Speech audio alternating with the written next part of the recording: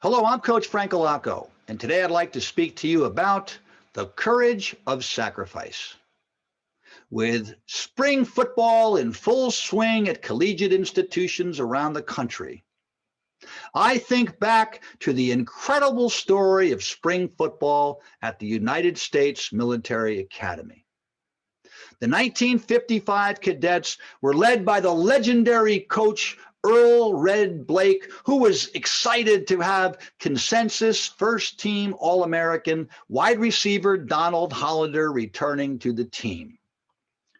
Although Hollander averaged an incredible 29 yards per catch in his junior season, the graduation of Pete Van from Army's 7th ranked team saw the team approaching the spring with no proven quarterback to throw to his gifted receiver.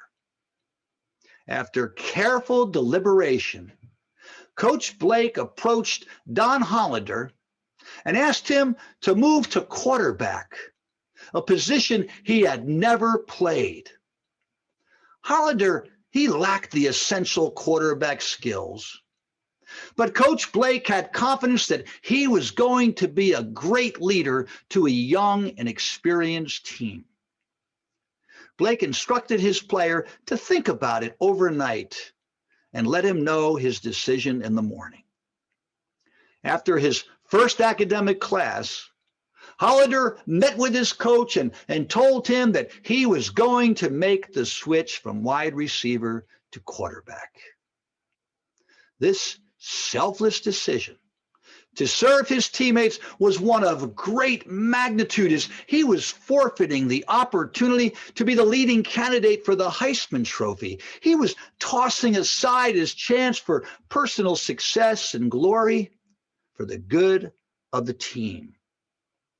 To compound the challenges of learning a new position and acclimating with his teammates, Hollander broke his ankle, and he was unable to play in spring practice, thus losing valuable repetitions and experience. In addition to the loss of key players from graduation, the squad would be further decimated when they were hit by additional injuries that fall. In fact, only one player started the season playing the same position they had played the year before. Despite this adversity, the 1955 season saw Army win their first 2 games before losing back-to-back games to Michigan and a Jim Brown-led Syracuse team. Hollander and Blake were the subject of great criticism, with countless newspaper articles and fan discussion calling this misguided decision Blake's folly. With a 2-2 record, their season looked bleak, and after overhearing cadets on campus criticizing his play, Hollander approached his coach, and he was prepared to tell him that he wanted to move back to the wide receiver position. However, when he met his coach, his faith in him restored his confidence. He changed his mind, and he told Blake that he wanted to lead the team and to prove to everyone that he could help the team more at quarterback than any other position.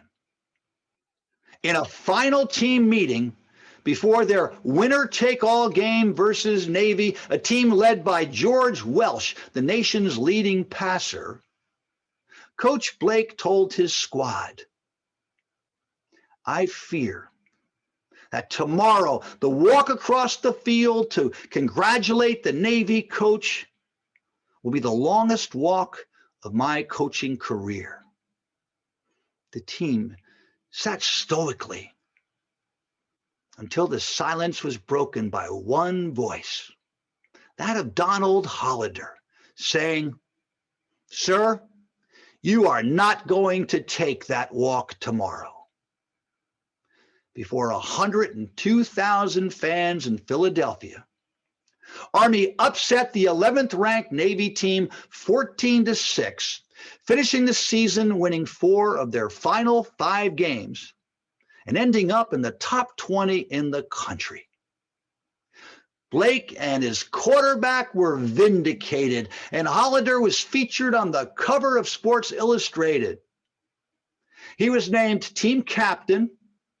He won the Hughes Award as the team's most valuable player. And then he turned down Vince Lombardi and his offer to play with the New York Giants so he could serve his country. For 10 years after his playing career, the 33-year-old Hollander excelled in various leadership positions in the United States Army.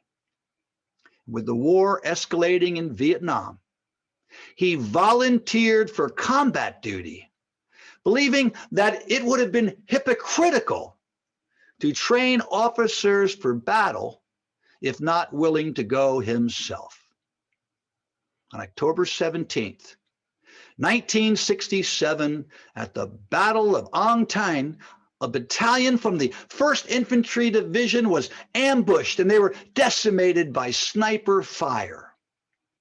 Major Hollander and his commanding officer were in a helicopter above the battle, and they could see the peril the battalion was in. He saw that the entire command unit on the ground had been killed, and the remaining American soldiers, mostly wounded, were desperately trying to make their way out of the ambush area. He quickly instructed the pilot to land. He then assembled a few men and a medic, and he sprinted towards the battle, running far ahead of the pack. With enemy fire coming at him from all angles, he reestablished command, and he sprinted through that enemy fire, offering encouragement to the wounded men while establishing an orderly evacuation of the casualties.